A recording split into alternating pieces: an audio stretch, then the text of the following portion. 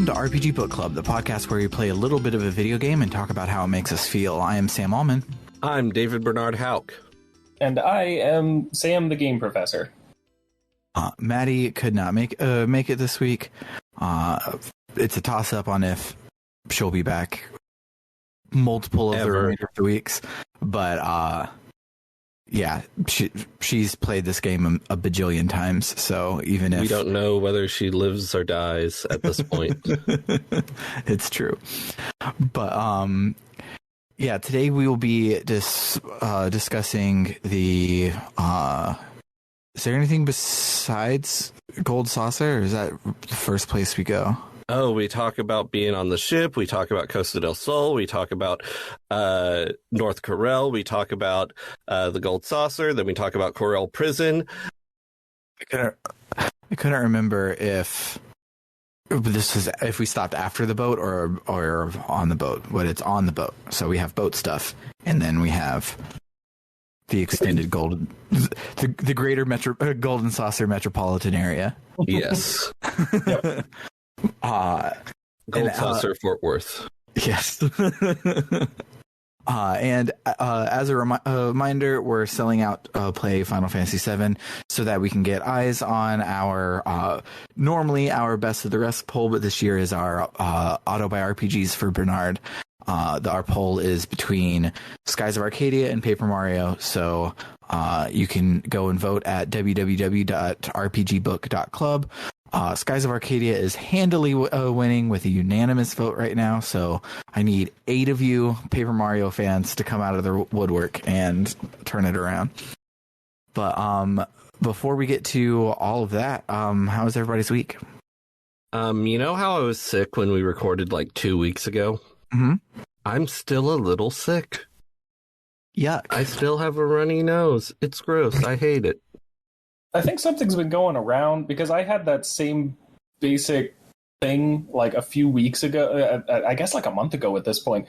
And then a bunch of other people I know had the same thing where it's kind of like a cold, but it's an extremely shitty cold. And then the after effects just stick around for a long time. Mm-hmm. I don't know. And it's not COVID somehow. Yeah. Yeah. My extended polycule. So I technically only have one partner right now, but they have like 50. So the extended family of my polycule has one of them has been sick basically every day for the past like 3 months, and it's yuck. None of them have been me so far, which is great. That's what I get for only interacting with one of the lot of them. But yeah, sickness sucks, and I hope my kiddos don't get sick because sick kids are the worst, except for their body gets tired and they fall asleep like in the middle of the day, and then it's quiet. But don't tell them that I said that. I had something. Oh yeah, I remember what it is. So my week has been pretty cool. Did you have anything else to say, Bernard? Not to segue away from you if you weren't done.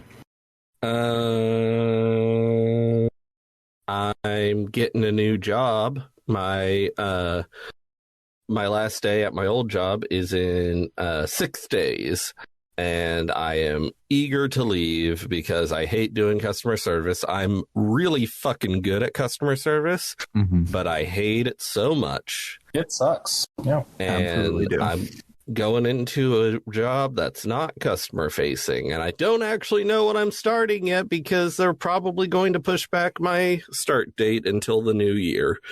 But we'll see. I hope not, because that would suck. I mean, it would suck not having income for a couple of weeks, but it would be nice being off for the holidays. Mm-hmm. When I got my job at IT Freedom, real heads remember when I got my job at IT Freedom. I started that one like the week before Christmas, and so I got I started, and they still were like, "Go home for Christmas. No one gives a crap. Everyone can take off." And then Storm was born like 2 weeks after that, and they were just like, take the rest of the week off. It's no big deal. You just had a baby. You don't qualify for parental leave or whatnot. So we're just going to. It's a 25-person company. The CEO can just sign off and say you get paid for 4 days and you don't have to work. Just go be with your kid. It's nice. Yeah. So I'm hoping that energy for you, Bernard. Thank you. I will try to have a child.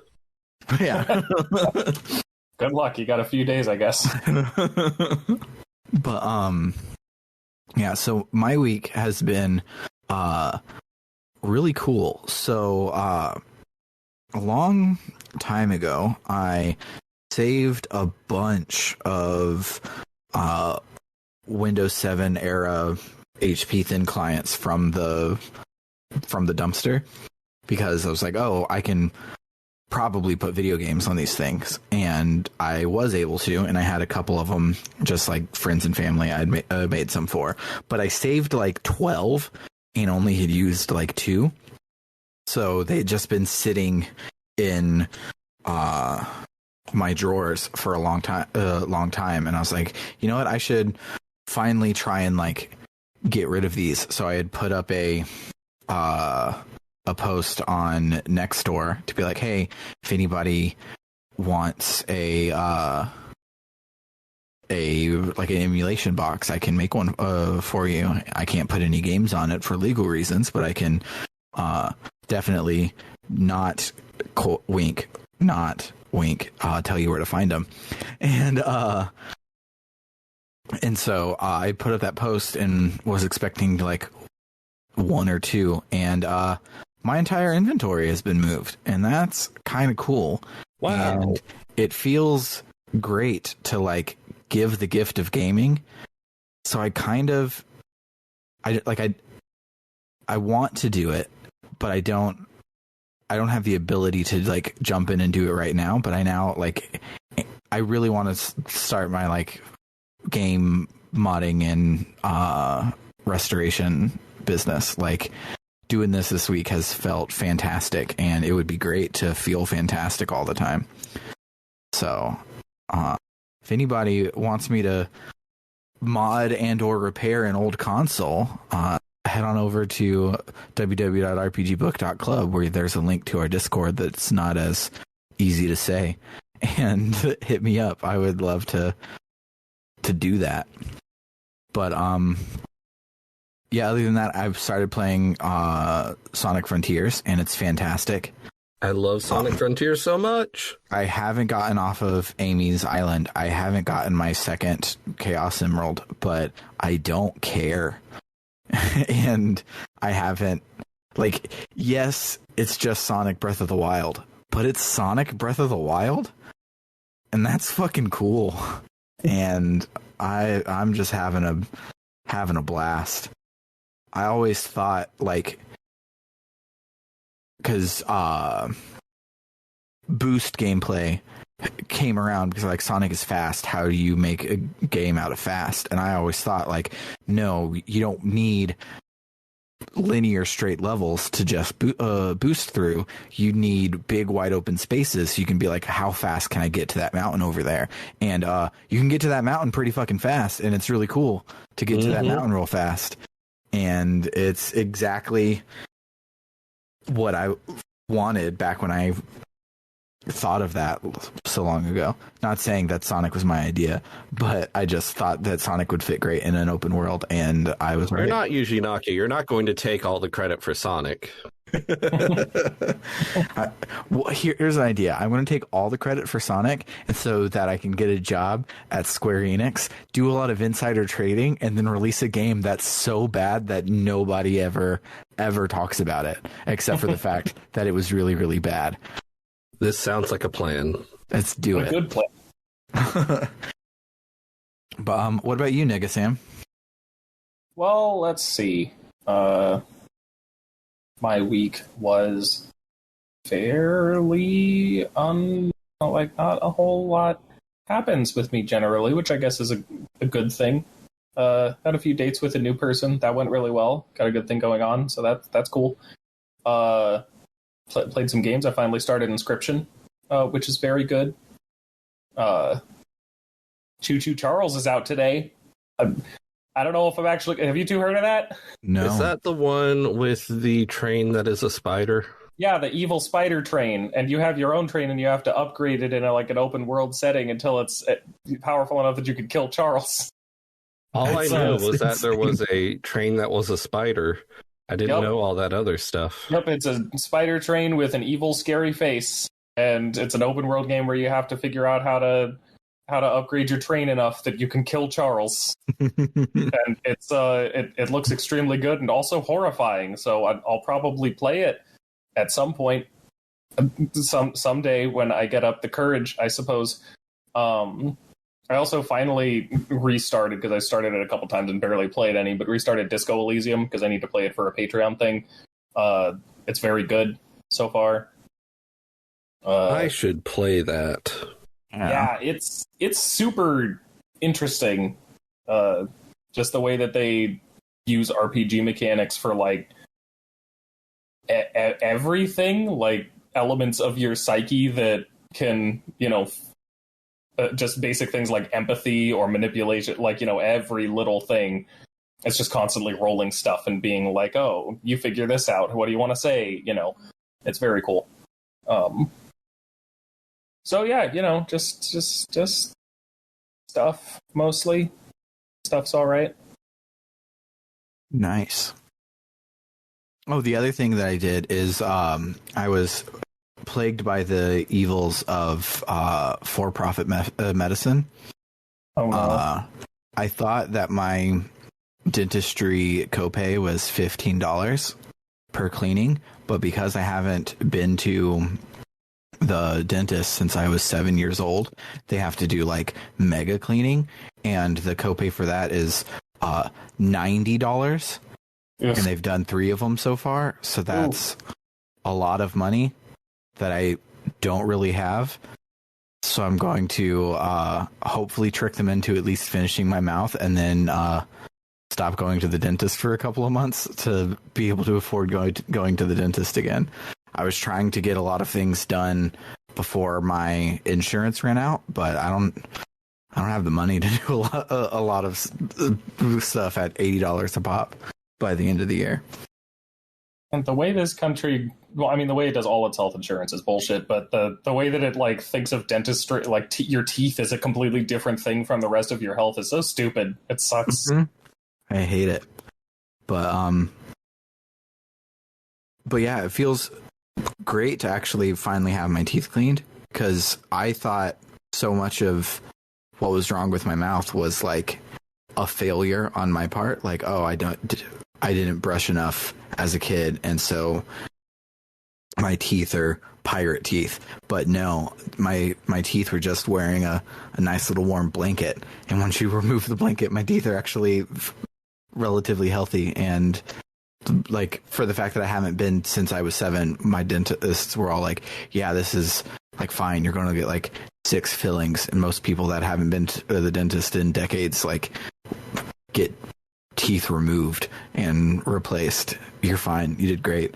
And it was a real boost to my irrational fear that I'm going to go to the doctor, and the doctor's going to say, you're actually dead. You died in 1995. But yeah, speaking of things that are dead, tune in next week. But things that aren't dead, let's listen to some Final Fantasy VII music and talk about the plot. I don't think we're going to get to the ancient temple next week, but it was too good of a segue. I don't know what you're talking about.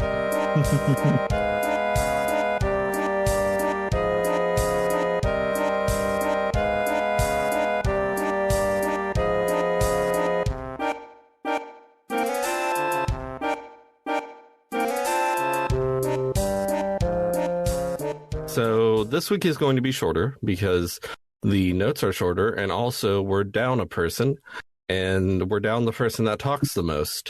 So I don't know. I can take up a lot of time with all of my memorable moments, but all right, well, feel free. Maybe this episode will be the same length. let's see. I'll just pick up the slack and talk more. Fantastic. So when we last left the gang, they were aboard a Shinra ship disguised as Shinra soldiers. You go around and have funny interactions with everyone, especially Red 13, whose disguise is less convincing than the others. Eventually you run into Barrett, and he has a gun for an arm, so his disguise also is not very convincing. Shinra has specifically been looking for a man with a gun for an arm. So I don't know how this works. I'm hoping in the remake, like, he temporarily replaces it with a pirate hook or something. I hope it's stupider than that, because it deserves to be stupid. Yes. Anyway, Barrett is watching Rufus and Heidegger through a window. He threatens to end this here and now, but an alarm cuts him off. A voice says there's a stowaway on board and to search the ship immediately. Barrett wonders if they or the others have been spotted. The gang convenes on the deck. They wonder if the stowaway might be Sephiroth. Cloud and 2 other party members remove their disguises and head below deck to find Sephiroth. There's dead soldiers there. Oh, dang. The gang, or the party, I use gang when it's the entire group. I use party when it's just 3 characters. Mm-hmm. The party enters the engine room, also full of dead people. A voice says its sleep is at an end, and the time has come. Sephiroth floats up through the floor. He asks Cloud who he is. Cloud is like, what?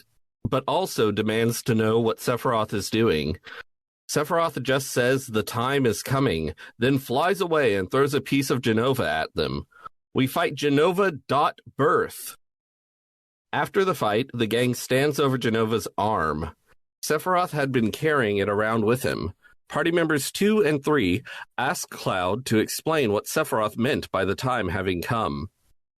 Cloud explains that Sephiroth said he was going to search for the Promised Land and become ruler of the planet 5 years ago. Then he reappeared and murdered President Shinra. Then, just now, they saw him carrying Genova. He's taking Genova with him to the Promised Land.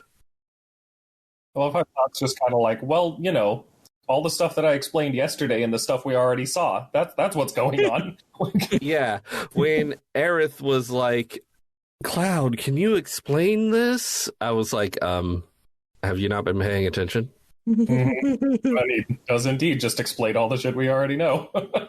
I mean, the only, revelation here is that Sephiroth is taking Genova to the Promised Land, but it could have just been like Cloud, instead of this whole thing, it could have just been like Cloud saying, whoa, he's carrying Genova with him. He's taking her to the Promised Land. Anyway, an announcement announces that they'll be docking at Costa del Sol soon, even though most of the crew is dead at this point, and you'd think this would be a bigger deal. As they leave the engine room, Cloud wonders if the Promised Land really exists. The gang arrives in the beachside paradise of Costa del Sol. They have some cute dialogue, then leave the dock. A helicopter flies in.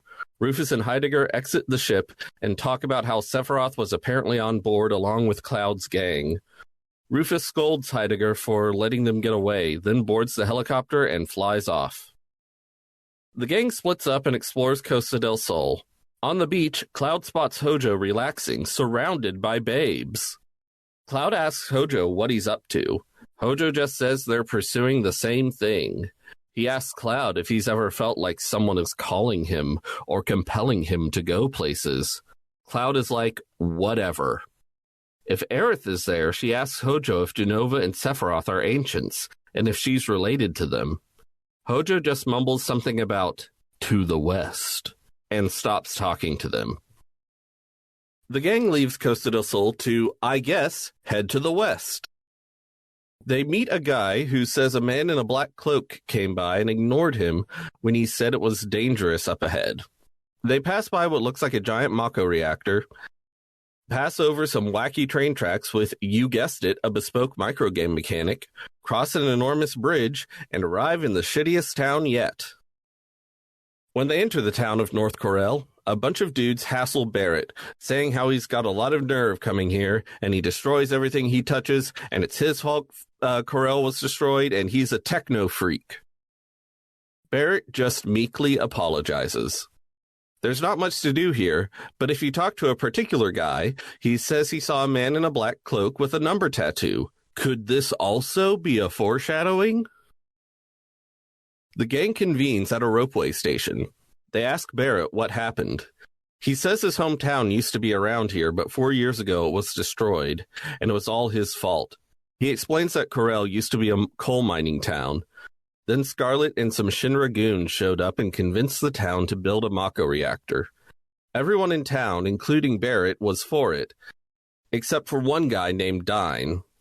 Dine said they should stick to mining coal like their fathers' fathers' fathers'. Barrett says this will make their poor town wealthy, and he doesn't want his wife, Myrna, to live like this anymore. I have to pause and say Dine was right. They shouldn't build a planet-destroying Mako reactor. They should stick to clean, efficient, non-planet-destroying coal. Yeah, it really does show its age here a bit. Like it's easy to compare, the Mako reactor stuff to like climate change and global warming and stuff, but it's clearly being viewed through the lens of nuclear power versus non-nuclear, which I can see why a game made in Japan would focus on that on account of the whole "we nuked them twice" thing. Yeah. But yeah, it's certainly just showing its age a little bit. I think that the metaphor still reads pretty strong. Just the specifics of it are a little dated. Yeah, absolutely. I had forgotten that we used to be afraid of nuclear energy, and so I've always just read Mako reactors, even though it's reactors and stuff, as coal plants, natural gas plants. But no. It's the coal is the good guys here. Yes. Can I just say, too, it's very silly that they're all like, oh, Barrett ruined this. It's all Barrett's fault, even though Dine's literally the only person on the council or whatever who didn't want to do it. Barrett and those 5 other dudes or whatever. I don't know why they're singling him out.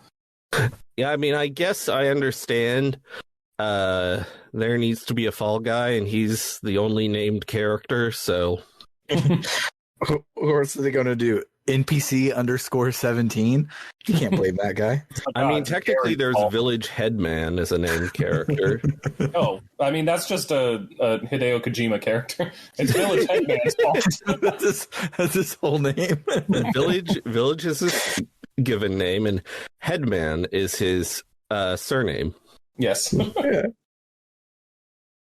Yes. Despite Dine's protests, the town went ahead with the construction of the Mako reactor. But one day when Barrett and Dine were away, the town was burned down by Shinra troops. There had been an explosion at the Mako reactor, and Shinra had said it was the work of rebels from town. President Barrett says even more than Shinra, he can't forgive himself for going along with it. Tifa says they all fell for Shinra's promises back then, which I think is an interesting little wrinkle of nuance that how Shinra has fairly recently been making big promises of improving the world and stuff, and even people like Barrett and Tifa, who are totally against them now, really believed it at the time. Kind of like Tesla. Yes. Anyway, the gang needs to continue on the critical path, so they board the ropeway, which takes them to the Gold Saucer, an enormous theme park suspended on a pillar. That's right, a shiny rich people zone suspended above an impoverished town. If I had a nickel for every time that the rich people literally lived on top of the poor people, I would have 3 nickels, but it's wild that it happened 3 times in one game. Yes.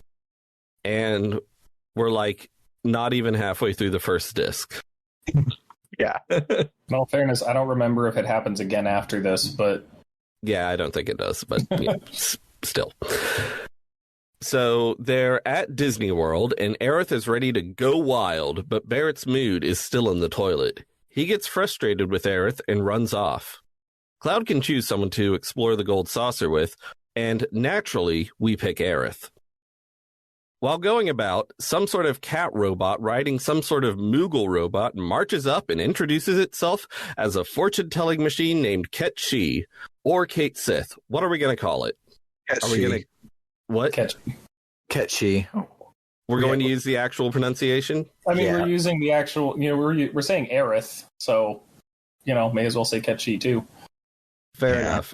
I'm certain if Maddie Grace were here, she would insist on Kate Sith. I mean, I'm down for that, if only to disrespect this stupid fucker, but no. Only a Ket Shi deals in absolutes. Oh dear.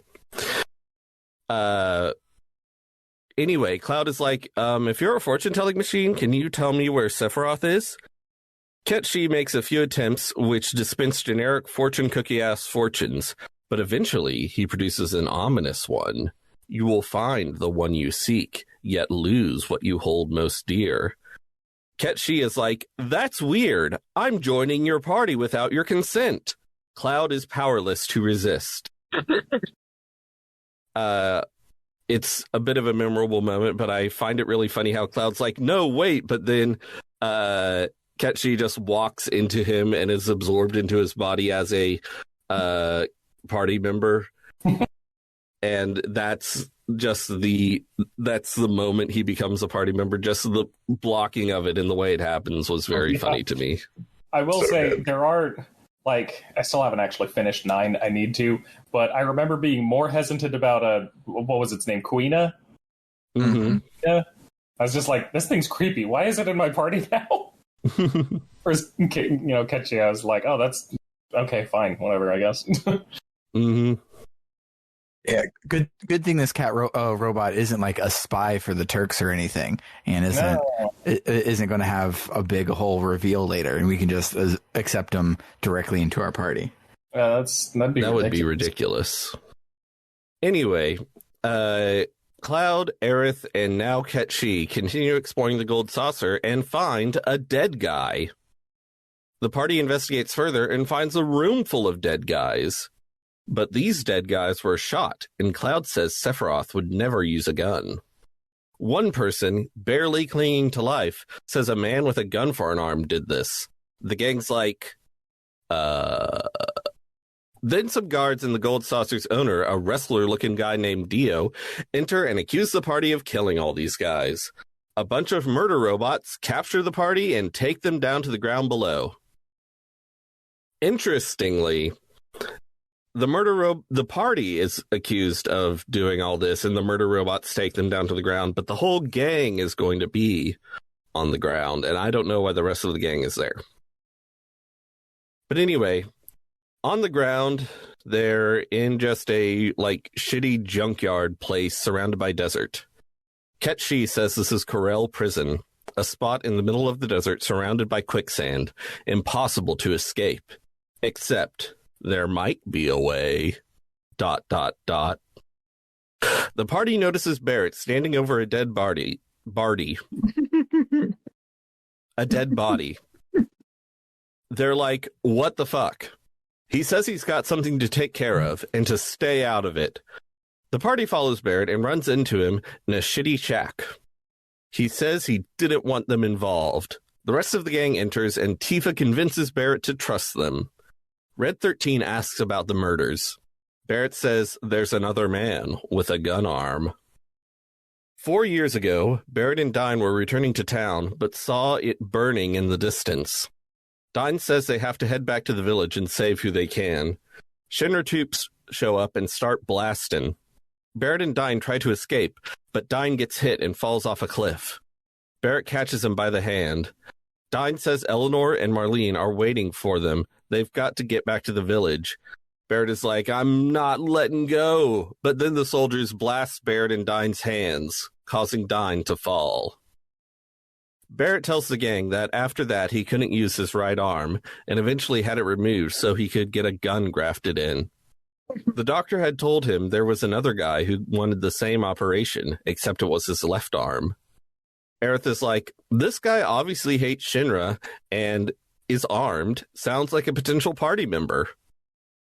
Barrett says he doesn't know, but he has to apologize to Dine. The gang convinces Barrett to let them come along. Well, to let Cloud and one other person come along. The rest are going to hang back for some reason. So I love that, like, in universe, we have the PHS cell phone, which is a cell phone. They explained it thoroughly that it is a cell phone that you can use to call everybody. Later this week, Aerith is going to call Cloud just to chat on the PHS. But also explicitly in the text with the whole dolphin thing, they're like, "Oh, Cloud, you're the only person that has to break in, because then you can just call us on the PHS and get us in." So is it a cell phone, or is it a teleporter? Or is it a teleporting cell phone? I thought in that thing they actually specifically had Barrett take away the PHS because it would break if it got wet. Now I don't remember. I mean, it's all just excuses to affect your ability to switch party members, right? Like, yeah, I'm pretty sure they take away the PHS so that you can't switch party members at the save points after that point, after dolphin shit. Yeah, maybe so. I'll look up the wordage as we continue. All right. So the party with Barrett now wanders around the desert until they find a junkyard on a cliff. Dine is there, firing rounds at nothing. Barrett greets him, but Dine is not happy to see him. Barrett tries to apologize, and Dine fires at him. Dine says he can hear Eleanor begging him not to hate Barrett. That's why he didn't hunt Barrett down. Barrett says he doesn't expect forgiveness, but wants to know why Dine is killing all these people who weren't even involved. Dine has been driven mad by despair. He says he wants to destroy everything. The whole damn world. He has nothing left here. Corel, Eleanor, and Marlene are all gone. Barrett tells Dine that Marlene is alive. Barrett managed to get back to the village after his and Dine's hands got shot, and found Marlene survived. He says she's in Midgar, and they can go see her together. Dine says they have to fight. He says Eleanor's lonely. She needs to have Marlene with her. Marlene wants to see her mom, right? He fires at Barrett. Barrett says he can't die here. Dine says his life ended that day. Barrett and Dine fight. Barrett wins. Dine falls to his knees. He says he didn't just lose his arm. He lost something irreplaceable. Where did it all go wrong? He says he wants to destroy everything, this whole world, even himself. Barrett asks, what about Marlene? What's going to happen to her? Dine says even if he went to her, she wouldn't know him, she wouldn't understand, and these hands are too stained to hold her again. Dine tosses a pendant to Barrett. He says it belonged to Eleanor, and that Barrett should give it to Marlene. Dine limps towards the cliff and tells Barrett to never make Marlene cry. He spreads his arms and tips himself over the cliff. Barrett says he's no different. His hands are just as stained. Well, that was depressing. Let's cheer ourselves up with a racing of chocobos. The gang finds out that being selected as a jockey and winning the chocobo race will get them a pardon. So they do that, complete with a goofy-ass minigame. Cloud wins the race. Cloud gets a letter from Dio saying he pardons the gang's crimes and is giving them a gift as an apology. Aerith calls Cloud on the PHS and says the assistant manager just gave them a buggy which can cross, quote, deserts, unquote, and, quote, rivers, unquote. Nice! There are quotes around rivers and deserts in the original version. They probably took that out of the version y'all are playing, but it's very funny. However, Cloud notices there's more to the letter. There's a postscript where Dio says he recently met Sephiroth, who must be pretty popular with boys Cloud's age. Dio suggests getting Sephiroth's autograph and says he's headed towards Gongaga to the south. Sounds like that's where we're headed next. That is the weirdest, most clumsy way to point you in the right direction of the story I've ever seen. Yes. It works, but That's really weird. I didn't know if you're going to say that was the weirdest, clumsiest way to direct the player or the weirdest, clumsiest tone shift ever. Oh, I mean, it kind of is, but personally, I also find the Chocobo Racing minigame depressing because it's bad. So, it's entirely consistent tonally for me. It's a whole fucking thing. It takes so long. I really abridged it. Yeah, I am real glad that I have Mega Speed on the PS5 and I can set it to automatic so then I can just RNG on if I win or not while I do something else. Because I hate it. So looking at the Let's Play archive for the scene about the dolphin, they don't mention the PHS. So it's the other time that Cloud goes on ahead and then we'll call them to do it, which I don't remember what the other one was. So, yeah. Don't know. Don't remember what I'm thinking of. Okay.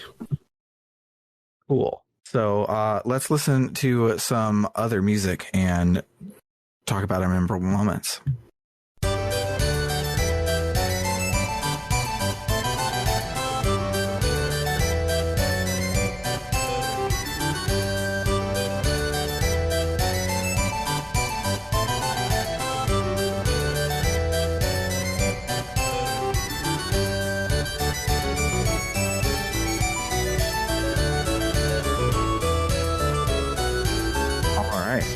What memorable moments do you guys have? I just find it really hilarious when Aerith calls them and says, the assistant manager gave us a, quote, buggy, which can cross, quote, deserts and, quote, rivers. I hooted and hollered at that. Suspicious quotation marks are my favorite grammatical mistake. I love when it shows up at like grocery stores and they're like, eggs are on sale. Yep, I find that it's a really common thing in texts from like boomers. Like, I don't know what they think. Like, maybe it should be asterisks or something. I don't know. Or like what happened in Trump's tweets a lot back when he was still on Twitter. Like, just random words would have quotes around them, and I'm like, what are you talking about? It's good stuff. I 100% thoroughly for the rest of my life am going to love Red 13 in a human suit. It's so good. It's fantastic. I love how you just see this soldier like doing this weird waddle, and then he turns around and you see Red 13's tail coming out of the suit. You had mentioned the fact that so much of the crew died, and I'm now imagining in the remake like a sequence where they are all ordered to help steer the ship because, you know, a bunch of the crew died, and Red 13 is just like wobbling around trying to even like do anything, and he's supposed to steer or some shit. Like, I'm looking forward to seeing how they handle all that. The whole ship sequence is so goofy, even though it has this moment of weird abstract horror in the middle. It's so goofy, and I am excited to see what they do with it in the remake because or in Rebirth, I guess, because in Remake they sure did a lot with the goofiest stuff in in the game. One of my favorite things about it, they just kind of embraced it instead of trying to tone it down, which is great. They were like, remember the house enemy everyone makes fun of? What if we made that a plot point? And a pain in the ass boss, too. Well, we're talking about the ship, and then I'll just let you get back to your own men moms. But afterwards, when they were all talking about it, Aerith says that Barrett looked cute in his sailor suit, and he got mad about it. And her quote after that was, "You looked like a bear wearing a marshmallow." Yep. And no lies. He was cute. He did look like a bear wearing a marshmallow. I love that line so much. And then either her or Tifa tells him he should wear it as pajamas. Yep.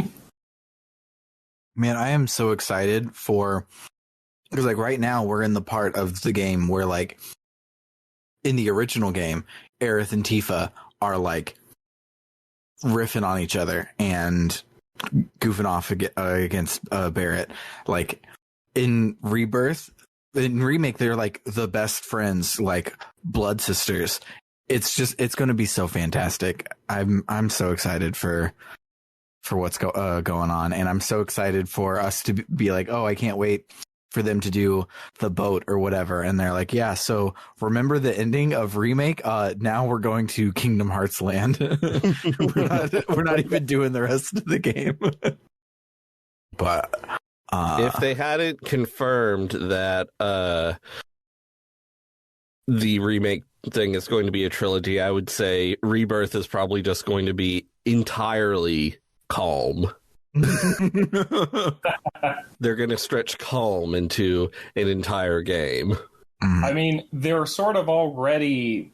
I mean, it's not quite that, but I feel like in a sense we're getting the Crisis Core remake, and that's sort of what that is. Kind of. Basically, yeah. And that is exciting. I'm super psyched for that coming out soon. I found it hilarious how they were like, yeah, we're remaking Final Fantasy VII, or actually doing a sequel to it in this huge 3-game trilogy.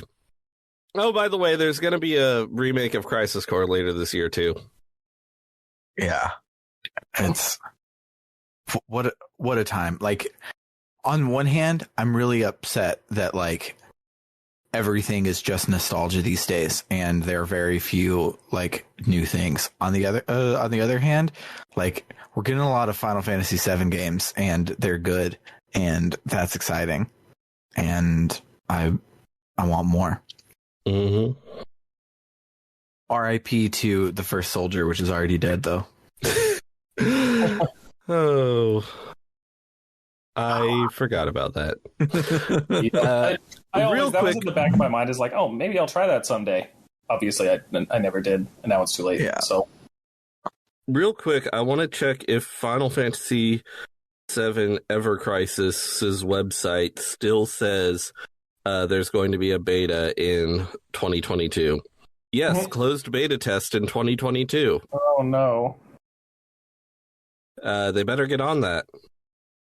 Yeah, I hope it didn't quietly get canceled, because it'll be fun to do like a turn-based Dirge of Cerberus. It'll be fun to actually be able to play whatever the Java phone game is. I can't remember, Before Crisis, I think.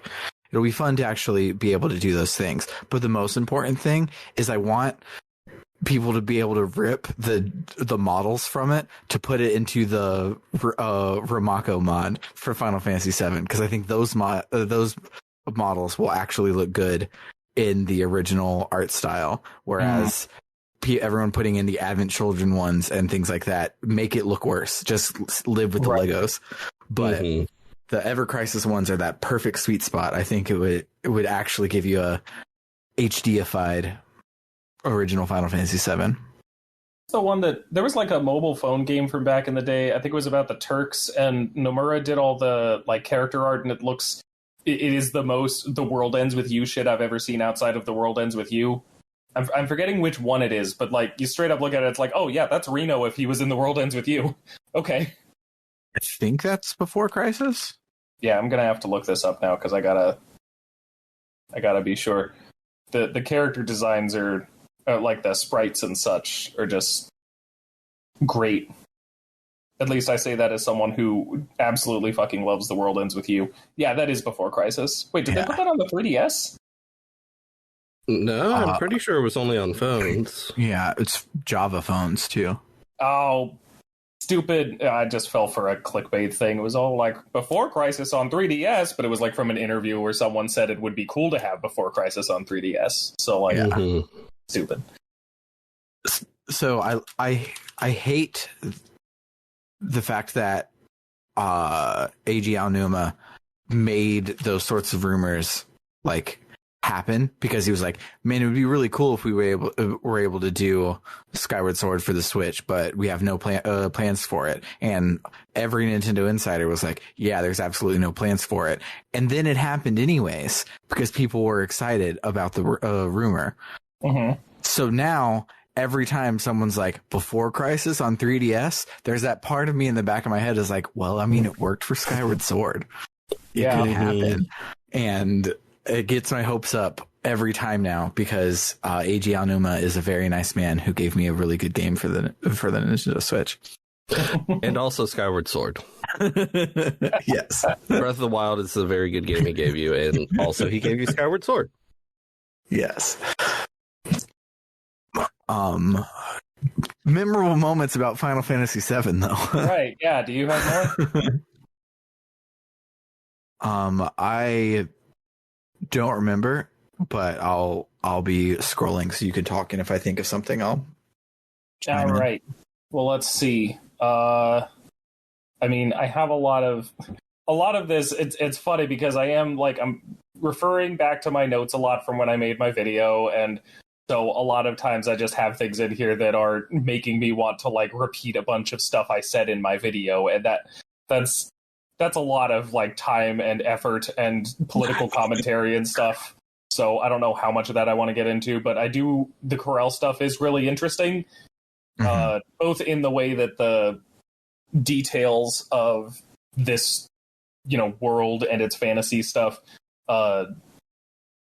can conflict with the way that the game's message applies to our modern day, and just, in general. I love, not love because it sucks, obviously, but like the fact that Shinra's response to some things going wrong in Corel was to straight up burn the entire town down to keep from having bad PR, like, is definitely one of the, like, it's cartoonishly evil, but it's also one of those things where, like, yeah, of course they would do that. They have control over everything, and it's going to cost them money if they don't. So, sure.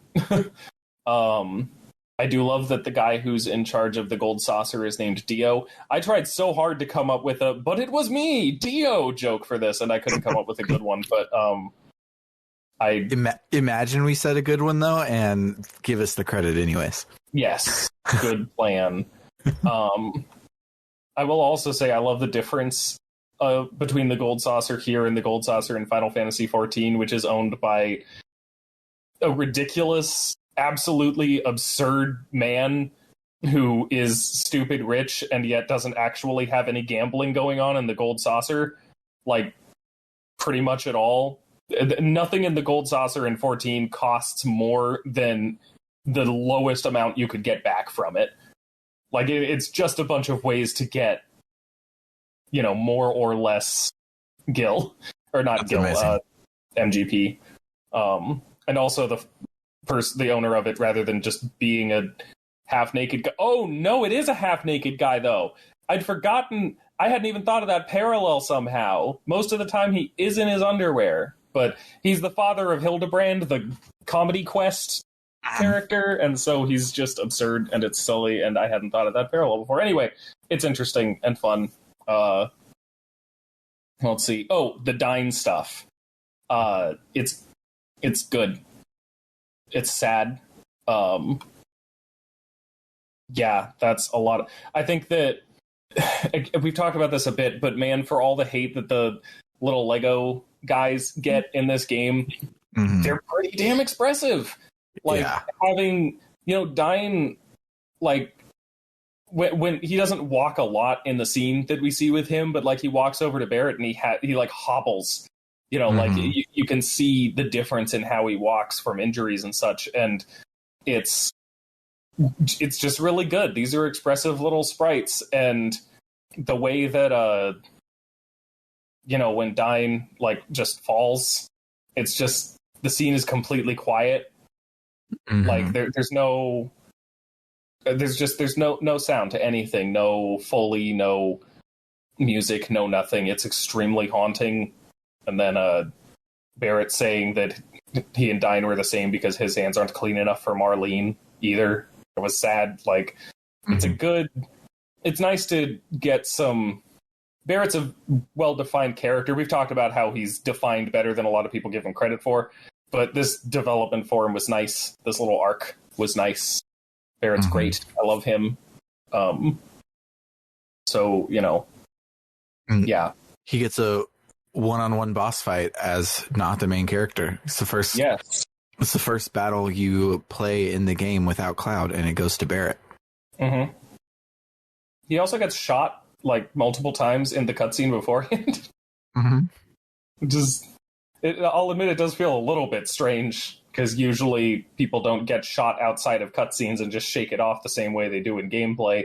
But people also usually don't get stabbed through the chest and shake it off like they would in battle. But good thing that doesn't ever happen in this game. Yeah. Anyway, I really like the scene with Dyne. Like you said, the character models they do such a good job of being expressive with those.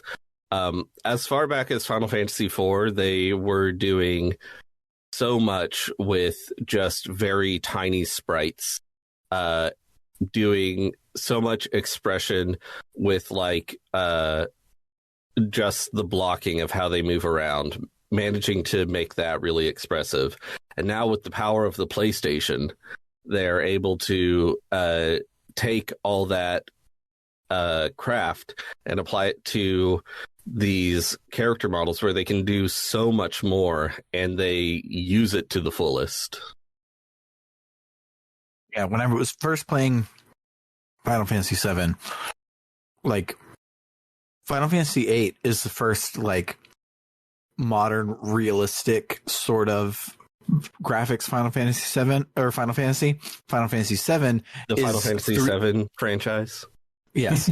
Final Fantasy VII is 3D SNES sprites. They're using it the way that they would in SNES, and it's very low poly on purpose to be able to do more expressive things and those sorts of things instead of trying for realism at all. These were sprites, they just happen to be made out of polygons now, is kind of how it is in Final Fantasy VII, and I love that so much. Anything else, Negasan? Well, admittedly, less memorable moments this time, but yeah, that's about it. Except the chocobo racing. Okay, no, a quick story, I guess. Here's the thing: the first time I played Final Fantasy VII, I didn't actually finish it. I got right to the end. It was legit my favorite game. I'd never played anything like it. It was incredible, and I never finished it because I knew that I had to breed a bunch of chocobos to get Knights of the Round. And I was like, I want to do that first. I'll do it, sometime. But I didn't want a chocobo race. So I put it off and put it off and put it off. And I legit did not finish the game until I played it through again with my cousin, and then we just finished it. Because I hated chocobo racing so much that I planned to get back to that and just never did. So, anyway, that's my little story about how chocobo racing sucks in Final Fantasy VII, and I don't like it. Yeah, it's real bad. Yep. Did they made a PS1 game about chocobo racing? Was it the same? Was it this same chocobo racing, just in its own game? Or I don't think so. I think the standalone snowboarding game was just the snowboarding minigame, but I think chocobo racing was expanded in its own thing. Okay, because if they could just turn it into Mario Kart, it wouldn't be as good as Crash Team Racing. Obviously, nothing is, yes. But it would still, I could see that being good.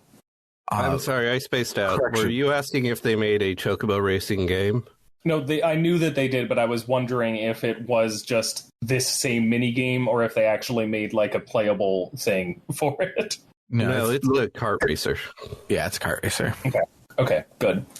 Speaking of which, you said that Crash Team Racing was the best kart racer, but you're on RPG Book Club, and in this house, we say that it's Sonic and Sega All-Stars Racing Transformed, because it is, and it's fantastic. That's the best kart racer. Well, okay, look, to be clear, Garfield Kart is the best kart racer. I don't think that we need to dispute that. It's just kind of a given. But yeah. Second to that, I haven't actually played the Sonic one, so I'll have to do that. But it would have to be damn good to beat Crash Team Racing, and I will die on that hill unless Sonic manages to knock me off of it, I guess, somehow. The only bad part about Sonic and Sega All-Stars Racing Transformed, which, by the way, it is the second of the trilogy. Team Sonic Racing and Sonic and Sega All-Stars Racing are not as good, but Sonic and Sega All-Stars Racing Transformed, that's where all the good shit is. But okay, wait, which one is that? Do I need to get that on Steam or something to try it? That one's on Steam. It's on Steam and PS3 era consoles, including Vita. Actually, I might have it already somewhere. I'll have to check. But it's one of those games that you just sort of acquire at some point. Yeah. Yeah, I think I'd probably do through like a Humble Bundle or something. Yeah. I'll check. But the only thing that's not very good about it is the items. The items are kind of just things to do, but the racing is fantastic. The courses are amazing. The characters are good. The graphics are good. The graphics are fantastic. It has like a campaign that's actually good and interesting and really hard. It's so hard. Like, is weird because CTR is the only other kart racing game I know of to have a campaign, so that's fun. I like Diddy that. Kong Racing famously has a rare campaign. But yeah, like the campaign, like I was pulling my hair out to be able to beat any of the races there at the end, and then I had to go back and do a bunch of them on like hard to get enough stars to unlock what I thought was the final boss, but no, it was the final world. And the final world, like every new level costs like 30 stars. You basically have to start like acing everything on hard to get to the end, and it's delicious and very, very difficult. I am hoping and praying that at some point they'll make another Sonic and Sega All-Stars racing game, because like now there could be Yakuza characters, there could be Atlas characters. It would be so good. I would buy that just so that I could do a kart racer game as Majima. It would be worth the price of entry for that alone. So final thing in our Final Fantasy VII cast about why you should play Sonic and Sega All-Stars Racing Transformed. What's his face from Shenmue is in it, and his kart is an outrun cabinet. He's driving an outrun cabinet. That's his kart. He can't see the road because he can only see the screen of the outrun cabinet that he's driving. That is very good. Last thing about kart racers in general, though, because there's one more thing.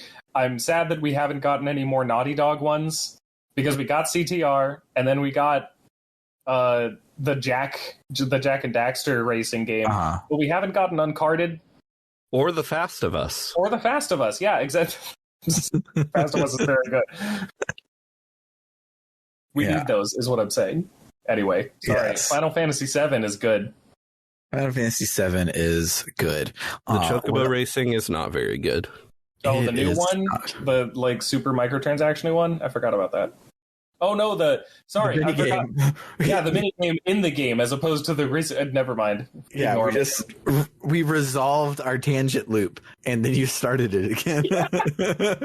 I bet in the remake, the Chocobo racing are in Rebirth. I can't say the remake because that's confusing, because that's the name of the first one in the trilogy.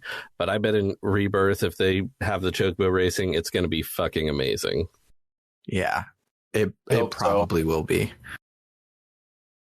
But what's also amazing is heading on over to www.rpgbook.club, where you can donate to help us keep the lights on, pay for games, those sorts of things. We recently have unlocked a thing on Metal Gear Solid, but as Maddie has alluded to, she's super duper busy, and I literally would die if I made an episode on Metal Gear fucking Solid without Maddie Grace Webbin attached. So that one's coming soon, but we have unlocked the next chunk, which is going to be a big old chunk to unlock, because we're going to play the literal longest JRPG. We're going to be playing Dragon Quest VII is our next thing to unlock. So if you head on over there, you can donate to help unlock that. When you donate, you'll be able to vote on our poll that we have up between Skies of Arcadia and Paper Mario. And if you really, really like us, you can bump up your monthly contribution to $5 a month, where you'll get your name shouted out at the end of every episode. Guess what I forgot to do again? If only I recorded 3 episodes a fucking week, and I would know that this is what happens all the time. So yeah, if you bump up your monthly contribution to $5 or more a month, you'll get your name shouted out at the end of every episode like this. Shout outs to Kildron and Freddie Rodriguez and Bernie L. Taylor and AA Ron524, Anthony Lerma, Vimk, JFro Prime, and Doho. Then if you really, really, really like us, you can bump it up to $20 or more a month. We'll not only read your name, but we'll also give a 1-sentence shout out to whatever you want. The idea is for this to be a URL for your Twitch stream or YouTube channel, or just if you want me to say something stupid like the kid at the Game Awards. If you really want me to say something horrible and stupid, this is your chance. Just pay me. We didn't talk about the Game Awards. The Final Fantasy 16 trailer looks fantastic. The rest of it was, I had it on to maybe win a Steam Deck, and that was about it. I mean, look, not the rest of it. We got an announcement for the next game by the people that made Celeste, which is a perfect 10 out of 10. I forgot about that. Looking forward to the next one. And another, Hades 2, which is a little weird for me because Supergiant has never made a sequel, and it scares me a little bit, but they've also never made a non-great game. Every Supergiant game is an absolute 10 out of 10 banger, IMO. So, I hope it's good. I'm sure it'll be good. Yeah. I don't remember what else happened, honestly. So me neither. But we now have two luminaries. First up is Eliza Tantafi. They are still shouting out.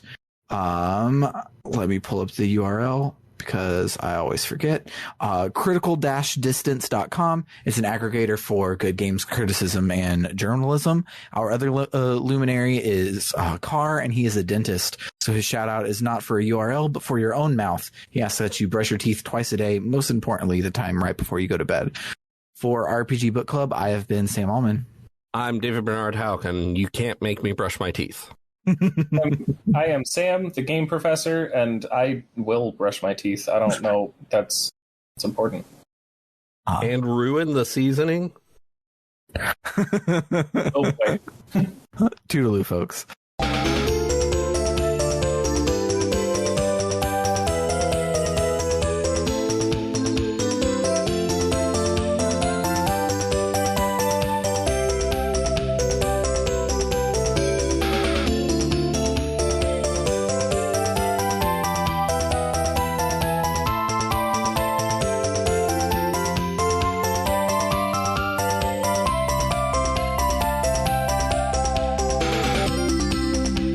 Wait, this is Bernard from the future.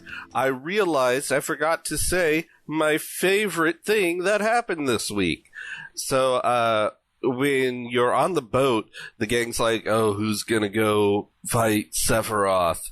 And Yuffie, who she's always been trying to, get out of doing party stuff, she says, well, I don't even like Sephiroth.